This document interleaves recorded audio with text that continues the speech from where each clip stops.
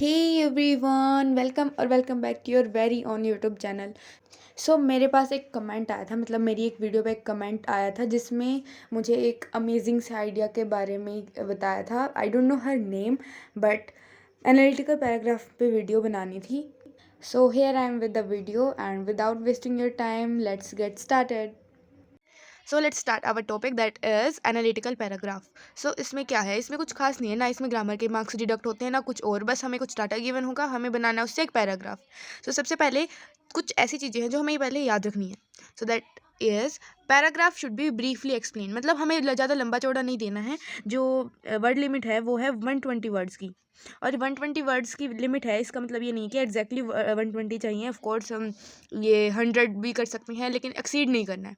Analyse the topic without बायस, मतलब कि हमें किसी भी एक साइड की जो है फेवर नहीं करना है। हमें बिल्कुल निष्पक्ष होकर सारी जो डाटा है या फिर सारी लाइनें हमें कैसे लिखनी है, निष्पक्ष होकर, किसी भी एक पार्टी की या फिर एक चीज़ की हमें साइड नहीं लेनी है। Do not provide any personal observation, मतलब कुछ भी अपनी पर्सनल ऑब्जर्वेशन नहीं देने लग जाना है कि मुझे ऐसे लगता है कि, या फिर मेरे अकॉर्डिंग ये होना चाहिए वगैरह वगैरह। Use vocabulary precise and high level, मतलब वोकेबलरी जितनी अच्छी होगी ना उतने ही कम वर्ड्स लिखने पड़ेंगे आपको, और उतनी ही ज़्यादा इफेक्टिव लैंग्वेज लगेगी। So that's why I would also tell you कि आप कैसे अपनी वोकेबलरी को स्ट्रॉन्ग बना सकते हैं। और मतलब कुछ कॉमन वर्ड्स तो होते ही होंगे इसमें, तो वो भी मैं बता दूंगी वीडियो के एंड में। सो इसके टाइप्स देखो, टाइप्स होते हैं 2 टाइप्स के, जिसमें हमें कुछ ग्राफ वगैरह गिवन है या फिर जिसमें हमें क्यूज गिवन है। तो ग्राफ में क्या हो सकता है, ग्राफ गिवन है हो सकता है डायरेक्टली, और मैप गिवन हो सकता है, रिपोर्ट गिवन हो सकती है जिसमें डाटा गिवन हो सकता है हमें। क्यूज बेस्ड में होता है कि कुछ भी 2-4 वर्ड हैं और उनसे हमें पैराग्राफ बनाना है। जैसे कई बार हो सकता है, जैसे फॉर एग्जाम्पल ऑनलाइन शॉपिंग है, ऑनलाइन शॉपिंग के प्रोज एंड कॉन्स, मतलब एडवांटेजेस एंड डिसएडवांटेजेस अगर हमें कंपेयर करनी है तो वो क्यूज बेस्ड हो जाएगा। Now come to the format में सबसे पहले हम हेडिंग लिखते हैं, देन सब हेडिंग लिखते हैं, फिर बॉडी एंड देन कंक्लूजन। तो हेडिंग में क्या लिखते हैं, heading that means the title. Heading means title of the analytical paragraph, कि हम बताने क्या वाले हैं। एंड टाइटल के लिए कुछ ज़्यादा लंबा चौड़ा काम नहीं करना होता, जो भी डाटा गिवन है उसके हिसाब से टाइटल देना होता है। एंड देन सब हेडिंग मतलब जो वो टाइटल मिला है ना उसके नीचे एक लाइन लिखनी होती है कि आगे आप क्या डिस्क्राइब करेंगे। सो उसका तो बिल्कुल ही टेंशन नहीं होती, क्योंकि हमें जो स्टेटमेंट गिवन होती है कि the given bar graph shows that this, तो वही लिख देनी है एग्जैक्ट, राइट। सो उसके बाद एक लाइन छोड़ के क्या करना है, यस एक और बात, हेडिंग के बाद एक लाइन छोड़नी है, सब हेडिंग के बाद एक लाइन छोड़नी है, एंड देन बॉडी के बाद एक लाइन छोड़नी है।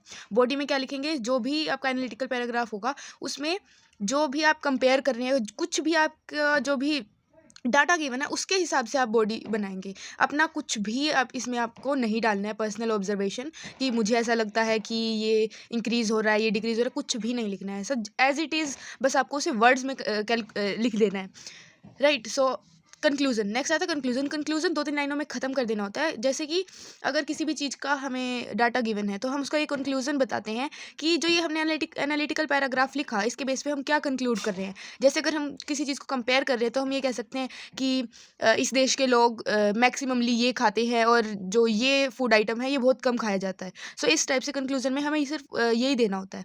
So this is like literally really easy topic, and scoring topic भी बहुत है। So let's know this more by help of an example.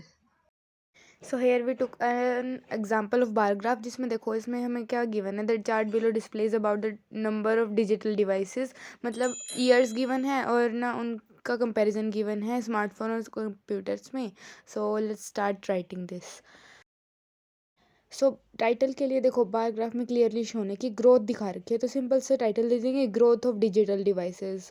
Of course computer और स्मार्टफोन डिजिटल डिवाइसेस हैं। उसके बाद ना जो मैंने लाइन आपको बोली थी ना, वो देखो एज इट इज़ लाइन हम लिख रहे हैं यहाँ पे। The chart below displays data about the number of digital devices purchased in Rishunagar across the years 2015-2019, as it is हमने जो हेडिंग गिवन थी हमें उसमें से उठाई है। एंड देन हम स्टार्ट करेंगे अपनी बॉडी। सो उसके लिए हमें क्या करना है, सो एक पार्टिकुलरली एक स्टार्टिंग लाइन बता रही हूँ। On studying the graph carefully we come to know that, मतलब ये हर एक में चलेगी अगर वो ग्राफ बेस्ड है तो, मतलब ग्राफ बेस्ड डाटा बेस्ड कुछ भी है, जब तक क्यूज बेस्ड नहीं आता, जब तक ग्राफ बेस्ड में ये लाइन सब जगह चलेगी। On studying the graph carefully we come to know that. ठीक है, फिर हमने स्टार्ट कर देना है कि जो भी हमारे पास मटेरियल है, मतलब जो ग्राफ में है ना, वो हमें मैथमेटिकली गिवन है, फिर हम उसे वर्ड प्रॉब्लम कह रही हूँ, वर्ड्स में उसे हम कन्वर्ट कर देंगे। सो एज इट इज़ ना, हमें क्या करना है, बस उसको अलग तरह से रिप्रेजेंट करना है। हर एक लाइन को, सारी लाइंस को एक ही फ्लो में नहीं करना है कि 39 इस मतलब इतने कंप्यूटर इस साल में, इतने कंप्यूटर इस साल में, ऐसे नहीं, थोड़ा अलग। जैसे मैंने लिखा है इन the year 2015 39 computers were purchased while the number of smartphones was around 43। सो ये पहली लाइन होगी। दूसरी लाइन में थोड़ी सी चेंज करी। In 2016 this took an upgrade with the sale of 59 computers and 63 smartphones. क्योंकि अगर थोड़ा सा भी माइनर भी आपको अगर अपग्रेड या फिर डिक्लाइन दिख रहा है तो you can add on that. ठीक है, सो अगर आपको दिख रहा है कि सेल कम जा रही है तो आप डिक्लाइन वर्ड यूज़ कर सकते हैं, और अगर आपको दिख रहा है कि प्रॉफिट हो रहा है तो आप यूज़ कर सकते हो जैसे words like upgrade and upliftment वगैरह। देन देखो 2017 में मतलब बहुत ज़्यादा अपग्रेड दिखाया हमें, तो उसमें क्या हम लिख सकते हैं, a lot of people. A lot of people की जगह आप लिख सकते हो न्यूमरस पीपल ऑफ ऋषिनगर। ठीक है, were interested to buy computers in the year 2017 and I का मतलब होता है दैट इज़, मतलब हमें डाटा भी तो बताना पड़ेगा ना। सो 84 while the number of buyers of smartphones were around 78। फिर नेक्स्ट हम लिखते जाएंगे इन the year 2018 this took a minor decline, क्योंकि हमें थोड़ा सा डिक्लाइन दिखाया, मतलब ज़्यादा नहीं दिखाया, इसलिए हमने माइनर वर्ड ऐड कर दिया। एंड देन हमने बस वो इन्फॉर्मेशन देनी है, और ये इन्फॉर्मेशन बिल्कुल भी एक्यूरेट ज़रूरी नहीं है। एंड ऑल्सो वन थिंग कि अगर आपने मतलब बहुत सारी ग्रामेटिकल मिस्टेक्स भी की हैं तो भी ज़्यादा से ज़्यादा आपका 1 मार्क्स डिडक्ट हो सकता है। सो ग्रामर की साइड से तो आप फ्री हो जाओ। सो देखो यहाँ पे हमने बहुत मतलब देखा है कि यहाँ पे प्रॉफिट ज़्यादा हो रहा था, तो मैंने लिख दिया a significant upliftment can be clearly seen one people boat 89 computers and 104 that is 104 smartphones in the year. ये जो भी है, तो मतलब इस टाइप से हमने कंप्लीट कर दी अपनी बॉडी।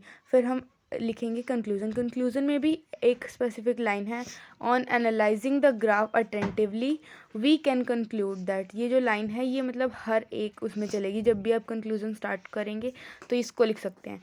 एंड फिर अपना कंक्लूजन देना है। अब इसमें क्या है, सो फ़ोन में पता नहीं थोड़ी स्टोरेज प्रॉब्लम आ गई थी, इसलिए वीडियो ऑफ हो गई थी। तो देखो कंक्लूजन में हमने क्या लिखा है।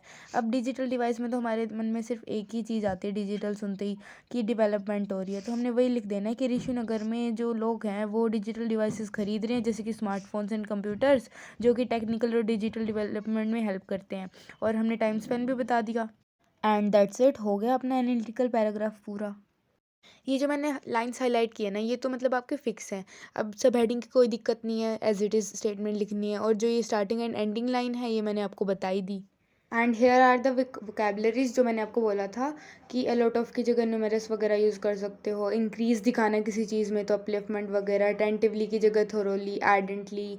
कंपैरिजन के लिए कॉन्ट्रास्ट, डिफ्रेंशिएशन जैसे वर्ड्स। सिग्निफिकेंट के लिए नोटेबल, रिमार्केबल, इसेंशियल वगैरह। अगर डेली यूज़ के वर्ड्स दिखा रखे हैं तो कोलोक्वाइल लैंग्वेज। क्लियर के लिए अपेरेंट या कॉम्प्रीहेंसिव। और प्रैक्टिस के लिए भी मैं आपको PYQs दे रही हूँ। तो मतलब देखो, अगर आपको PYQs करने आ गए तो समझो आप बुक को बोर्ड का पैटर्न पता चल गया, और बोर्ड के हिसाब से आप कर सकते हो। And that's all for today's video. Thank you very much.